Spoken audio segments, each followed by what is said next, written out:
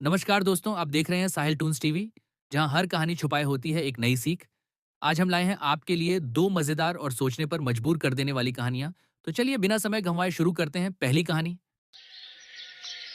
एक बड़े शहर की भीड़ भाड़ वाली गली में वहीं एक छोटे से ठेले पर कमलाबाई अपना डोसा बेचती थी। कमलाबाई की उम्र कोई 60 के करीब थी, पर उनके हाथों में आज भी उतनी ही फुर्ती थी जितनी जवानी में रही हो। सुबह होते ही वो अपनी छोटी सी दुकान खोल लेती और गर्मा गर्म डोसे की खुशबू से पूरे इलाके को महका देती। उनके डोसे इतने स्वादिष्ट होते थे कि लोग दूर दूर से खाने आते थे। तुम्हारे हाथों में तो जादू है काकी, कितना लाजवाब डोसा बनाती हो कि मुंह में पानी आ जाता है। मेरे ग्राहकों को मेरे हाथ का बना डोसा अच्छा लगता है तो बस, और मुझे क्या चाहिए। हाँ काकी, सांभर का स्वाद तो डोसे के स्वाद को और बढ़ा देता है। ये है मुंबई शहर में ठेला लगाने वाली कमला, जिनका जीवन इतना आसान नहीं था। उनके पति का देहांत कई साल पहले हो चुका था। उनके 2 बेटे थे जो ब्याह कर अलग हो गए थे और उन्होंने उनसे मुंह मोड़ लिया था, क्योंकि वो उनका और राधिका का खर्चा नहीं उठाना चाहते थे। 2 बेटों के अलावा उनकी इकलौती बेटी भी थी, पूजा, जो एक गंभीर बीमारी के चलते दुनिया से चली गई थी। अब उनके पास सिर्फ ये डोसे का ठेला ही था, जिससे वो अपना गुजारा करती थी और अपनी मरी हुई बेटी की 10 साल की नन्ही राधिका को पाल रही थी। राधिका कमलाबाई की जान थी। वो उसके लिए हर सुख सुविधा जुटाना चाहती थी। एक शाम वो ठेला लेकर घर आई। अरे वाह, मेरी गुड़िया तो पढ़ाई कर रही है, बहुत समझदार हो गई है। नानी माँ, आ गई तुम? मैं तुम्हारा इंतजार कर रही थी। सोचा जब तक तुम आती हो तब तक मैं स्कूल का काम खत्म कर लूँ। हाँ हाँ गुड़िया, आराम से कर ले, तब तक मैं खाना बना देती हूँ। मेरी गुड़िया को भूख लग गई होगी ना? नानी माँ, मैंने खाना बना दिया है, आप हाथ मुंह धो लो, दोनों साथ में बैठकर खाएंगे। क्या तूने बना दिया? लेकिन तूने कब सीखा? आपको देखकर। अब माँ और पापा तो पहले ही मुझे छोड़कर चले गए थे, तब से मैं आपके पास ही तो हूँ। तो आप जब भी खाना बनाती थी आपको देखती रहती थी, तो बस सोचा आज बना भी लूँ। आप भी तो सारा दिन थक जाती होंगी ना? अपनी नातिन की बात सुनकर कमला की आंखों में आंसू आ गए। लो, फिर आपकी आंखों से बरखा होने लगी। ये इंद्रदेव तो बादल बरसा नहीं रहे, इसलिए मेरी नानी ने सोचा मैं ही बरसात कर दूं। चुप पगली। ऐसे समय बीता। दोनों नानी नातिन एक दूसरे का बहुत ख्याल रखते थे। घर खर्च चलाने के लिए बूढ़ी कमला डोसा बनाकर बेचती थी, क्योंकि यही एक चीज थी जो वो सबसे अच्छा बनाना जानती थी। और कई सालों से मुंबई में ठेला लगाते हुए उन्हें ग्राहक पहचानने भी लगे थे, इसलिए वो उसके पास ही आते थे। ओए, आज तो मौसम बड़ा सुहाना है, ऐसे में काकी के हाथ का चटपटा डोसा खाकर तो भाई मजा ही आ जाएगा। काकी, आज मेरे यारों भी मेरी तरफ से एक डोसा दे दो। हाँ हाँ, अभी बनाती हूँ। अभी वो सभी के लिए एक डोसा बनाने लगती है, लेकिन तभी अचानक काले बादल घिर आए और देखते ही देखते मूसलाधार बारिश शुरू हो गई। अरे बाप रे, कितनी तेज बारिश होगी। चलो भाई शक्ति चलो, नहीं तो पीछे जाएंगे। बारिश इतनी तेज थी कि सड़कें कुछ ही देर में पानी से भर गईं। उनसे ग्राहक कम हो गए और कुछ देर में तो कोई भी नहीं बचा। सड़क पर इक्का दुक्का लोग ही दिख रहे थे। कमलाबाई उदास हो गई। आज का दिन उनके लिए बहुत महत्वपूर्ण था। राधिका की स्कूल की फीस भरनी थी, जिसकी आखिरी तारीख कल थी। मैंने सोचा था आज इतने सारे ग्राहक हो गए तो आज अच्छी कमाई होगी, लेकिन बारिश ने सारी उम्मीदों पर पानी फेर दिया। मेरे पास तो सिर्फ उतने ही पैसे हैं जितने से आज का खाना बन सके। बारिश थमने का नाम नहीं ले रही थी। कमलाबाई डोसे के तवे को देखती रही। उन्होंने कई डोसे का घोल तैयार कर रखा था, लेकिन अब उन्हें कौन खरीदता। तभी उनकी नजर सड़क पर पड़ी। एक छोटी सी लड़की जो शायद राधिका की उम्र की थी, बारिश में भीगती हुई एक छाते के नीचे खड़ी थी। वो भूखी लग रही थी और ठंड से कांप रही थी। कमलाबाई का दिल पसीज गया। उन्होंने बिना कुछ सोचे समझे एक गर्मा गर्म डोसा बनाया और उस बच्ची को अपने ठेले के पास बुलाया। क्या हुआ बेटी, तुझे बहुत भूख लगी है? हाँ काकी, बहुत तेज भूख लगी है। ये ले, गर्मा गर्म डोसा खाएगी? इससे तेरी भूख भी शांत हो जाएगी और तुझे ठंड भी नहीं लगेगी। मेरे लिए, और वो भी डोसा? धन्यवाद काकी। वो डोसा देख उस बच्ची की आंखों में चमक आ गई। उसने धन्यवाद कहा और जल्दी से डोसा खा लिया। शाम होते होते बारिश थोड़ी धीमी हुई, लेकिन ग्राहकों की भीड़ वैसी नहीं लौटी जैसी वो उम्मीद कर रही थी। कमलाबाई मायूस थी। राधिका की फीस का क्या होगा, ये सोचकर वो परेशान थी। फिर शाम को ठेला लेकर घर लौटी तो वो थोड़ी भीग भी गई थी, जिससे उन्हें जुकाम और खांसी होने लगी। क्या नानी, फिर भीग गई ना? बारिश में कितनी चलिए, बार कहा है अगली कहानी। बारिश हो तो काम से पहले ही लौट आया करो। चलो अब जल्दी से कपड़े बदल लो, मैं अभी तुम्हारे लिए काढ़ा बना देती हूँ। तू है मुझसे छोटी, लेकिन ख्याल बिल्कुल मुझसे बड़ों जैसा रखती है। फिर राधिका ने दोनों के लिए खिचड़ी बनाई, जिसे खाकर वो दोनों सो गयी। अगले दिन सुबह जब कमलाबाई अपने ठेले पर गई तो हैरान रह गई। उन्होंने देखा कि कुछ लोग उसी ठेले वाली जगह पर खड़े थे। ये वही बच्ची थी जिसे उन्होंने कल डोसा खिलाया था, और उसके साथ उसके माता पिता भी थे। बच्ची के पिता ने कमलाबाई से कहा, माँ जी, कल मेरी बेटी ने आपके डोसे की बड़ी तारीफ की। दरअसल ये हमारी बेटी है और घर का दरवाजा खुला रह गया था और ये चलते चलते यहाँ तक आ गई। और जब हमारी नैनी को ये घर में नहीं मिली तब वो इसे ढूंढते हुए यहाँ आई। हम उस वक्त कहीं गए हुए थे। घर जाकर इसने हमें बताया कि कैसे इसने आपके हाथ का बना डोसा खाया, जो इसे बहुत पसंद आया, और आज भी ये वही जिद करने लगी। काकी, आपने बुरे वक्त में हमारी बच्ची को सहारा दिया, उसकी मदद की, इसीलिए अब हम भी आपकी मदद करना चाहते हैं। हाँ माँ जी, मेरा मुंबई शहर में एक बहुत बड़ा रेस्टोरेंट है और मेरी बेटी को आपका डोसा इतना पसंद आया है तो जरूर उसमें स्वाद होगा। आज हम भी आपके हाथ का डोसा खाना चाहते हैं। अगर हमें ये पसंद आया तो हम आपको उसमें काम जरूर देंगे।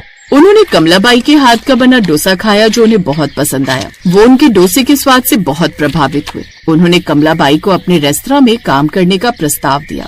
आपके हाथ का डोसा तो लाजवाब है। मैं चाहता हूँ कि आप मेरे यहाँ ये बनाकर बेचें। इसके बदले महीने के 60,000 आपको मिलेंगे, साथ ही रहने की भी व्यवस्था होगी। ये सुनकर कमलाबाई की आंखों में आंसू आ गए। ये उनके लिए एक सपने जैसा था। कमलाबाई ने उनका प्रस्ताव स्वीकार कर लिया। उन्होंने अपने ठेले को छोड़कर उस बड़े रेस्तरां में काम करना शुरू कर दिया। उनके डोसे की प्रसिद्धि जल्द ही पूरे शहर में फैल गई और उनका जीवन पूरी तरह बदल। तो दोस्तों, तो ये थी पहली कहानी। कभी कभी छोटी सी घटना भी हमें बड़ी सीख दे जाती है। लेकिन कहानी अभी खत्म नहीं हुई है, क्योंकि अब बारी है दूसरी कहानी की, जो आपको और भी ज्यादा सोचने पर मजबूर कर देगी। तो चलिए सुनते हैं अगली कहानी।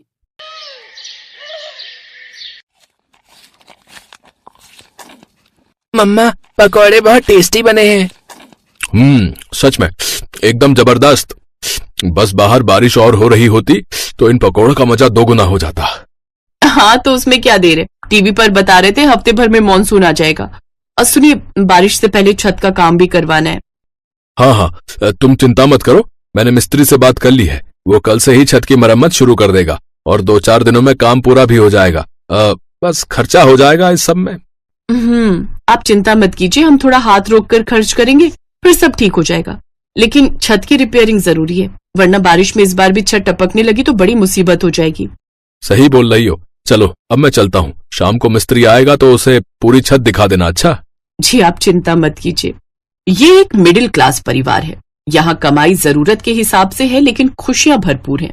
किसी को किसी से कोई शिकायत नहीं। 2 कमरों का अपना छोटा सा मकान है और रहने वाले बस 3। भैया, पिछली बार यहाँ से बहुत पानी टपका था, तो यहाँ थोड़ा ज्यादा मसाला लगाना, और वो वहाँ पर भी। अरे मैडम जी, यहाँ वहाँ नहीं, आपकी पूरी छत पर मसाला लगेगा। भाई साहब ने जितना बताया था उससे ज्यादा का काम है आपका। खर्चा बढ़ेगा। अच्छा, वो आप इनसे बात कर लीजिएगा, पर काम तो करवाना ही है, वो भी बारिश शुरू होने से पहले। खर्च बढ़ा, लेकिन फिर भी किसी तरह मैनेज करके छत की मरम्मत अच्छे से हो ही गई, और वो भी बिल्कुल ठीक वक्त पर। उधर बारिश भी बिल्कुल ठीक वक्त पर शुरू हो गई। और फिर आहा, कितना बढ़िया मौसम है। मीरा, अब बनाओ तुम पनीर के पकौड़े, बिल्कुल वैसे जैसे उस दिन बनाए थे। हाँ, अब पकौड़े तो बन जाएंगे, पर पनीर के नहीं, सिंपल आलू प्याज के बना देती हूँ। देखिए, छत के काम में ना काफी पैसे खर्च हो गए, तो थोड़ा सोच समझ कर चलेंगे तो हमें ही दिक्कत नहीं होगी, है ना? ठीक है, आलू प्याज के ही बना लो, वो भी तो बढ़िया बनाती हो तुम। संजीव की बात पर मीरा मुस्कुरा दी और पकौड़े बनाने के लिए रसोई में चली गई। फिर संजीव का फोन बजा। संजीव ने कॉल उठाकर बात की और फिर वो भागा भागा रसोई में पहुंचा। अरे सुनो मीरा, पकौड़े थोड़े ज्यादा बना लेना। ज्यादा? लेकिन क्यों, कोई आ रहा है क्या? हाँ, शालिनी दीदी आ रही हैं, जीजाजी और शिवम के साथ। अच्छा, इस बारिश में? हाँ, बस पहुंचने ही वाले हैं। कमाल की बात है, चलने से पहले बताया भी नहीं। अब जो भी है, खातिरदारी अच्छे से करनी पड़ेगी। तुम जीजाजी का नेचर तो जानती हो ना।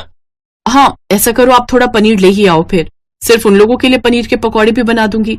ठीक है, तुम बाकी सामान की भी लिस्ट बना दो, मैं सब ले आता हूँ।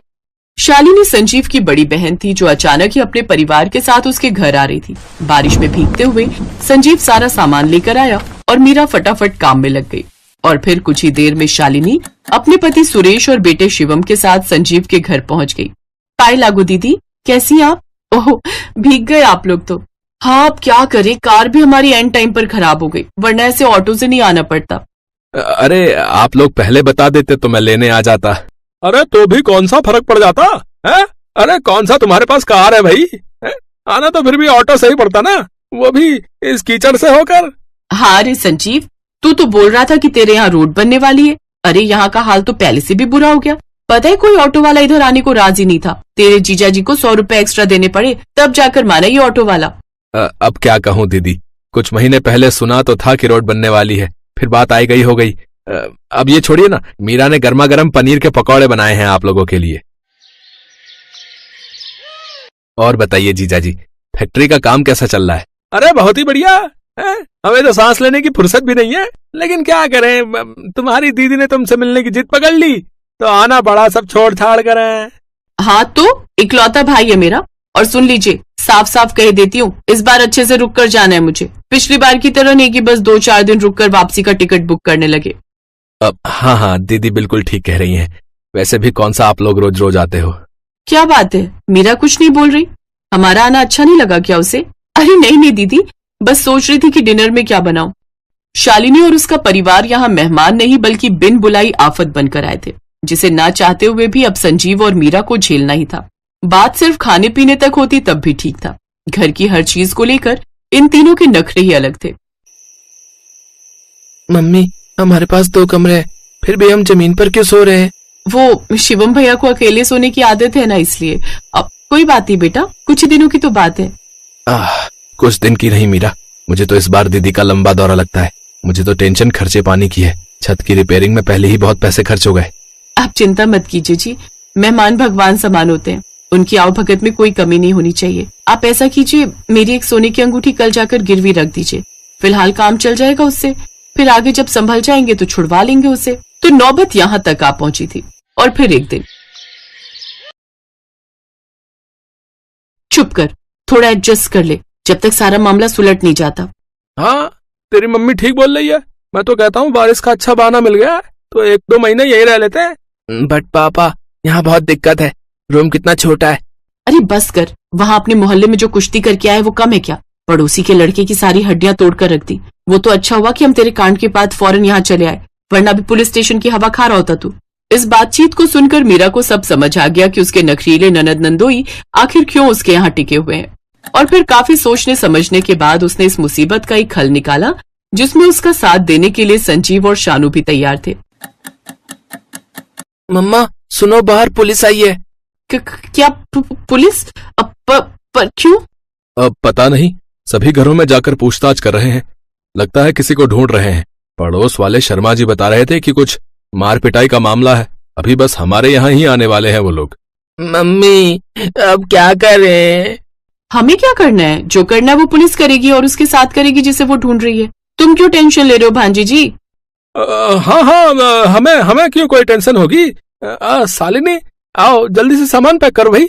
वो फैक्ट्री से फोन आया है, फैक्ट्री से। हम अभी निकलेंगे। अच्छा।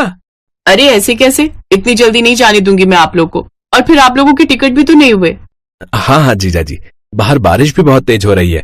इस मौसम में कैसे जाएंगे आप लोग? वो सब हम देख लेंगे भाई, लेकिन अभी हमें फौरन जाना होगा। अरे शालिनी, अरे जाओ भाई, मैं जल्दी से कैब बुक करता हूँ। चलो चलो जल्दी करो। संजीव और मीरा की तरकीब काम कर गई। ये बिन बुलाए मेहमान जो महीनों टिकने का प्लान बना रहे थे, कुछ ही मिनटों के मेहमान बनकर वहाँ से भाग निकले। और तब जाकर संजीव और मीरा ने अपने ही घर में चैन की सांस ली।